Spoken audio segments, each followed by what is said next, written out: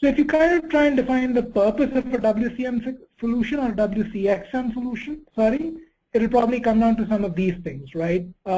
Which is A, the ability to drive a consistent cross-channel customer experience, regardless of whether it's the web, mobile, email, social, display, kiosk channel. You want to be consistent in your messaging in each of those channels, and how do you achieve that? You're also trying to combine traditional capabilities around authoring, publishing, and delivery with more advanced capabilities around engaging the user and really creating a richer experience, right? You definitely want to be relevant to each and every user, and you want to make sure that the experience you're delivering is personalized for their users, so you're addressing their specific needs as opposed to more traditional forms of mass marketing. And then, really, if you think about marketers themselves, they essentially want to drive greater engagement with their brand. If I'm a marketer promoting a brand or a set of products, the goal of my investment in a WCXM solution is really to drive greater engagement. That's what I'm after.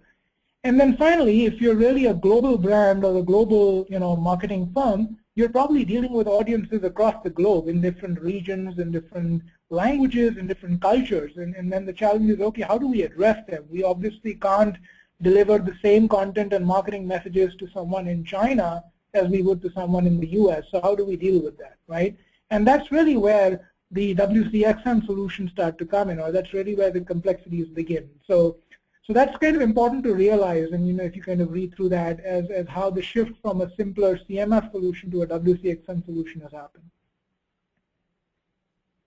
So this view on slide number 8, if you're seeing it, is really a summary of the broader capabilities of what a web content and experience management solution could have. By no means is this a finite list or a complete list. It's probably much more than this, but this is probably the bare minimum that you need. And if you notice, the traditional bits around basic content management and content delivery is still there. That's not gone away. But a number of other things suddenly came into place, right? From DAM capabilities with digital asset management to multi-channel delivery capabilities, from specific capabilities around marketing and commerce to other capabilities around advertising and personalization and targeting. Suddenly the ask from what customers need from such an implementation and such a solution is much bigger, and it's not just limited to maintain my website or maintain content on my website. It's really about all of these things put together, right, in some shape and size. Obviously, there are a number of players in the market who claim to provide such a product or such a package, using that term. Some of them are listed here. This is also not a complete list, but obviously each of these are leaders in their respective right, and each of them have offerings, which claim to provide a complete WCXM solution, meeting some of these capabilities in the diagram that you see here.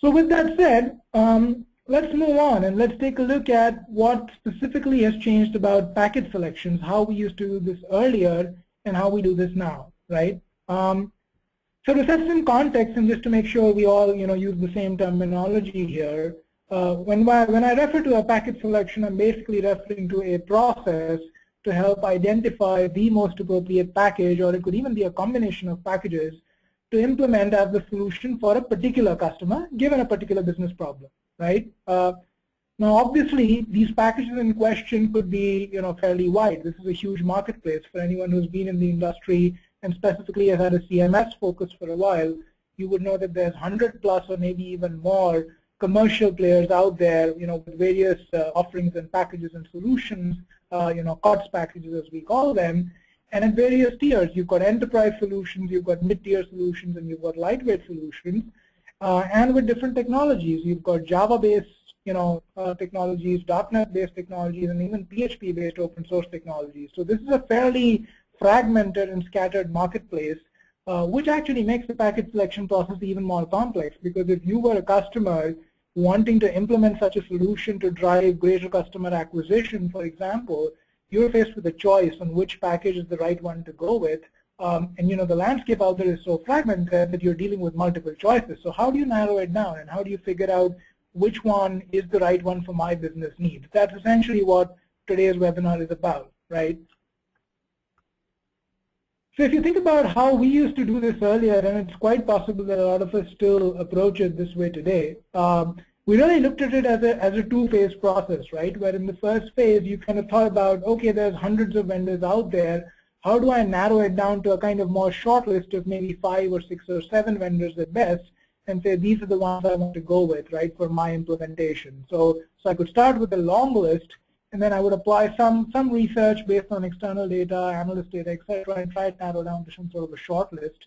And merely from there, go into a more kind of detailed process to kind of figure out, okay, this is the one preferred package that I would recommend for my customer, or if you are a consultant, that you would recommend for your client, right? Now, within this process, you would typically in the past rely very heavily on some of these tool sets, right? You would build a detailed evaluation scorecard. You would come up with a long RFP that you would send to your vendor and say, you know, tell me how your product does on these 5 parameters and these 50 criteria. Or you would ask the vendors to come in and do demonstrations, and you would say, let's see your product in action, and then let's figure out, you know, which one really works for us, right? And here's an example of how an evaluation scorecard would look like. So that's commonly and traditionally how such package selections have really been done in the past, if you think about it. So if you ask us the question about what is not very productive about doing it this way, right? So there's a couple of things. For one, you are trying to build, you know, what I call a laundry list of really product features for comparison. So for example, you'd say, well, I need multilingual, and I need personalization, and I need good workflows, and I need the 5, you know, other things in that list. And then you're working with vendors and saying, now can you, respond to this RFP document with a detailed list of how your product meets these features.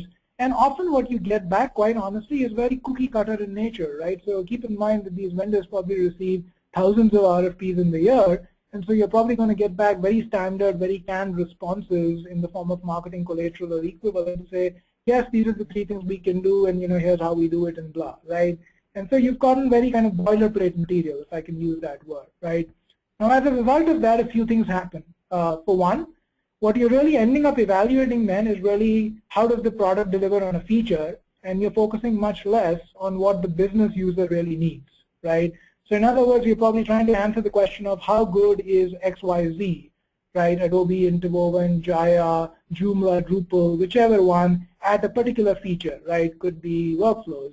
But you're not answering the question of, well, what aspect of workflows is relevant to my business, and correspondingly, which of these products delivers on that aspect, right?